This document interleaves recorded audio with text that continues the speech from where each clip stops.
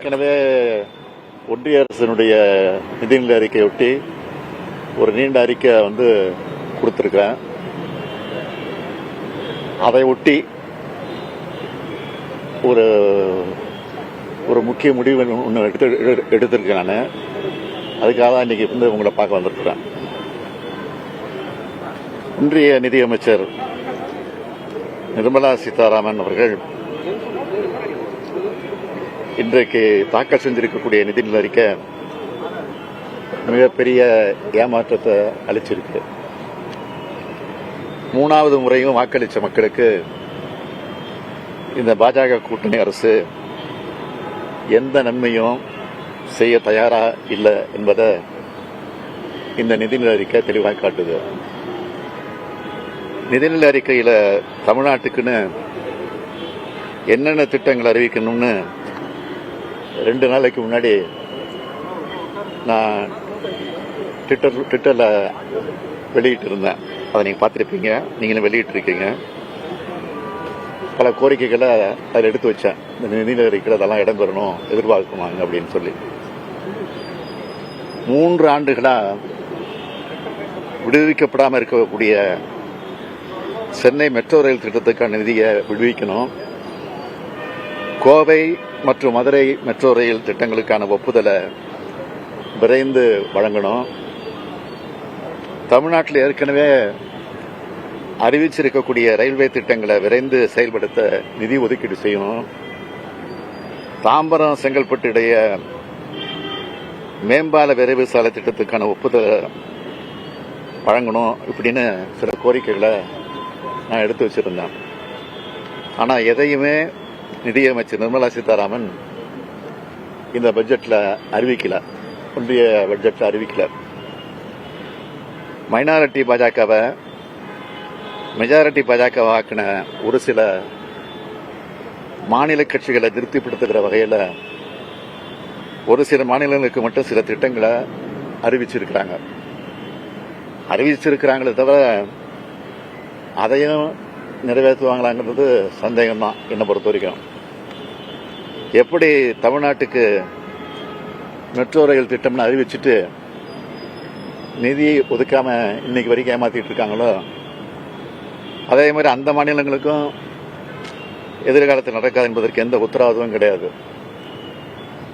தமிழ்நாடு 2 மிக பெரிய பேரிடரை சந்திச்சது, உங்களுக்கு எல்லாம் தெரியும். 37,000 கோடி ரூபாய் வரை இழப்பீடு கேட்டிருந்தோம். தொடர்ந்து வலியுறுத்தி கேட்டுக்கிட்டே இருந்தோம். ஆனால் இதுவரை 276 கோடி ரூபாய் தான் கொடுத்துருக்குறாங்க.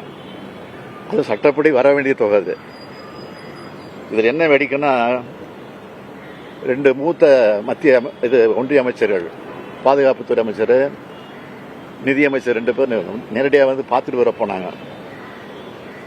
இதுதான் தமிழ்நாட்டு மக்களை பாஜக மதிக்குதா அப்படிங்கிறதா என்னுடைய கேள்வி. தமிழ்நாட்டுக்கான எந்த சிறப்பு திட்டமும் இந்த நிதிநிலை அறிக்கையில் இல்லை.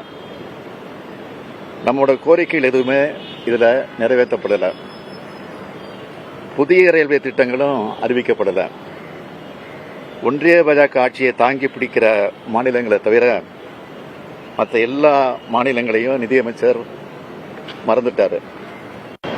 தமிழ்நாடு என்ற சொல்ல நிதிநிலை அறிக்கையில இல்ல, பட்ஜெட்ல இல்லைன்னு சொல்றதை விட ஒன்றிய பாஜக ஆட்சியாளர்களோட சிந்தனை அலையும் செயல் அலையும் தமிழ்நாடு இல்ல.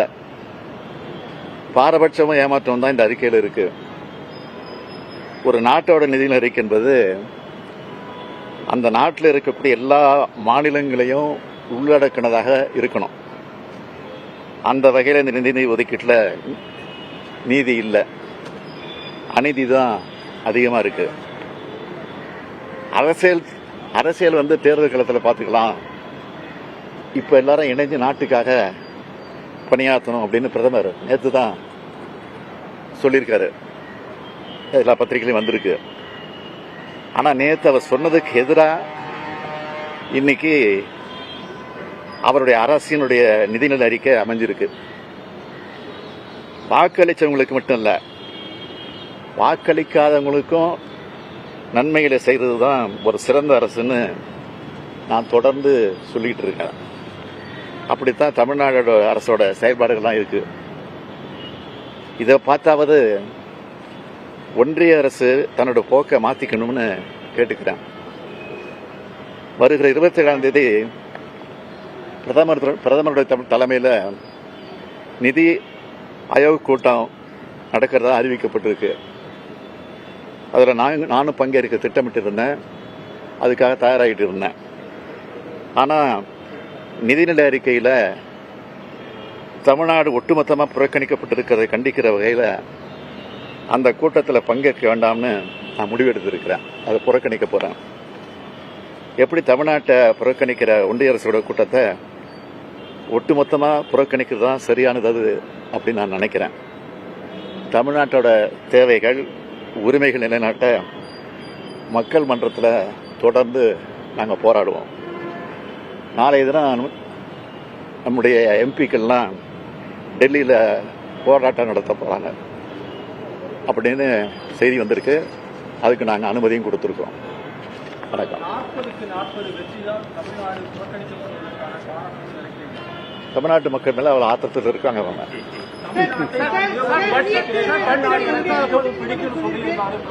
தமிழ்நாட்டு மட்டும் சொன்னார், திருக்குறளும் பிடிக்கும்னு சொன்னார். திருக்குறள் கூட ஒரு வார்த்தை கிடையாது.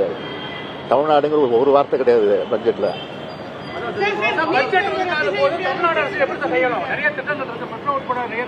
இது வரைக்கும் எப்படி கையாண்டுட்டு இருக்கோம் அப்படி கையாளுவோம் நாங்கள். ஏங்க நான் தான் ஒட்டுமொத்தமாக சொல்றேனே, தமிழ்நாட்டை சுத்தமாக புறக்கணிச்சிருக்கிறாங்க. புறக்கணிச்சிருக்கிற காரணத்தினால தான் நான் அந்த பிரதமர் கூட்டுற அனைத்து முதலமைச்சர் கூட்டத்தில் புறக்கணிக்க போறேன்.